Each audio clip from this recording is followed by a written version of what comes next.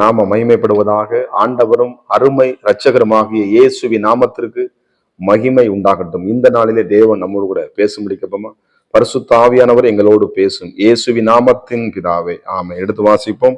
நீதிமொழிகள் 14ஆம் அதிகாரம், அதுல 2ஆம் வசனத்தை வாசிப்போம். நிதானமாய் நடக்கிறவன் கர்த்தருக்கு பயப்படுகிறான், தன் வழிகளில் தாறுமாறாகிறவனோ அவரை அலட்சியம் பண்ணுகிறான். கர்த்தருக்கு சோதரம். நிதானமாய் நடக்கிறது, நிதானமா வண்டி ஓட்டுறது நல்லது, நிதானமா பேசுறது நல்லது.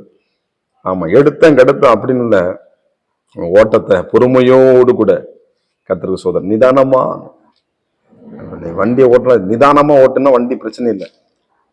ஓவரா ஸ்பீடா போய் என்ன பண்ணுது, அவன் பிளேட்டு மேல எப்படி ஏறாது, அது செங்குத்துல அப்படி ஏறி அதுக்கப்புறம் என்ன பண்ணு, இப்படி இருந்தோம்னா அது சோத்திரம். நிதானமா எடுத்த டப்புன்னு போய் என்ன பண்ணாது.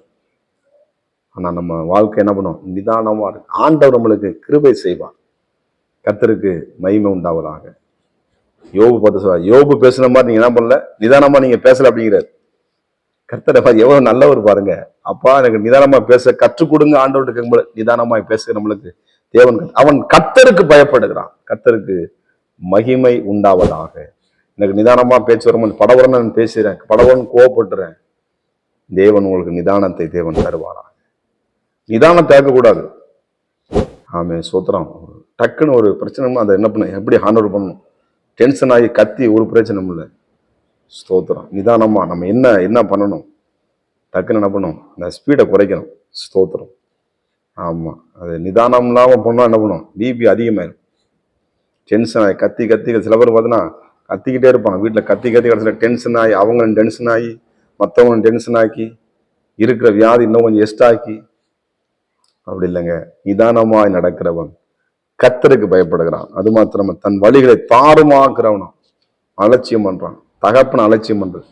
தாறுமாற வண்டி ஓட்டம் பார்த்து நீங்க தாறுமாற வண்டி ஓட்டுறது. ஆமா, இண்டிகேட்டர் பார்க்கலாம், ஆள் வர்றது போல டக்குன்னு உள்ள போறது, இங்கிட்டு திரும்புறது, அங்கிட்டு திரும்புறது, ஓவரா ஸ்பீடா போறது, வண்டியை போன் பேசிட்டு போன தாறுமாற வண்டி ஓட்டி என்ன பண்ணி குண்டி விட்டுறது. இவன் போய் தாறுமாற பண்ணி மற்ற வர்றவங்களையும் போய் என்ன பண்ணி இடிச்சு நாஸ்தி பண்றது. இன்னைக்கு வண்டி வாகனத்தை தாறுமாற எத்தனை ஆக்சிடென்ட் ஆகுது பாருங்க. தாறுமாறா ஓட்டுறோம். இந்த காலை நேரத்தில் அருமையா தேவன் நிதானமா வண்டியை ஓட்டுங்க. நிதானமா என்ன பண்ணுங்க, யோசனை கரெக்டா செயல்படுங்க. உங்க வாழ்க்கை சீரமைக்கப்படுவதாக. கர்த்தர் எல்லாவற்றையும் ஒழுங்கும் கிரமமாய் தேவன் படைத்திருக்கிறார். கர்த்தருக்கு மகிமை உண்டாவதாக. ஸ்தோத்திரம். தாறுமாறாகிறோம், தாறுமாறாக நம்ம வாழ்க்கை கூடாது. கர்த்தருக்கு ஸ்தோத்திரம். தாறுமாறாக நம்ம பண்ணக்கூடாது, வாழ்க்கைய பண்ணக்கூடாது. தாறுமாறா வாகனத்தையும் ஓட்டக்கூடாது, தாறுமாறா பேசிடவும் கூடாது. ஸ்தோத்திரம். தாறுமாறாக்குறது, அந்த மாதிரி எண்ணங்கள் நம்ம வாழ்க்கையில இருக்கவே கூடாது. அப்படிப்பட்ட இருந்தா, ஆண்டவரே எனக்கு தாறுமாறா வண்டி ஓட்ட எனக்கு நிதானத்தை கொடுங்க ஆண்டவரே, எனக்கு இன்னும் பயிற்சியை கொடுங்க ஆண்டவரே. ஆண்டவங்க பரிசுத்த அவன் கற்றுக் கொடுப்பார். அவர் எல்லாவற்றையும் அவர் போதிக்கிற தேவன். அவர் நம்மளுக்கு நல்ல டீச் பண்ற நல்ல சர்வவல்லம் நல்ல டீச்சராகவும் இருக்கிறார், தகப்பனா இருக்கிறார், தந்தையா இருக்கிறார், உறவா இருக்கிறார், உயிரா இருக்கிறார், நண்பராக இருக்கிறார், எல்லாமா இருக்கிறார் என் தேவனாகிய கர்த்தர். எனக்கு அருமையா தேவ பிள்ளைகளே, நாம் நிதானமாக இருக்கணும். சோத்திரம். என்ன பண்ணது, தாறுமாறா அவனை தாறுமாறா ஓட்டித்தான் என்ன பண்ணுது, எத்தனைதான் சீனல் போட்டாலும் எவ்வளவுதான் நல்ல ஓடு போட்டாலும் வண்டியை நிதானம் சரியா ஓட்டலைன்னா, தாறுமாறா ஓட்டினா என்கிட்ட போய் வலிக்கு கீழே தான் அவ்வளவு. சோத்திரம். ஆமா, தாய் தப்ப வண்டியை ஓட்டணும். அந்த பிள்ளைங்க என்ன பண்ண, நிதானமா வண்டி ஓட்டுறது கிடையாது, தாறுமாறா வண்டியில் என்ன பண்ணாது. ஆமா சோதனை. தாறுமாறா வண்டி ஓட்டு காலை 5 மணிக்கு எவ்வளவு வேதனை.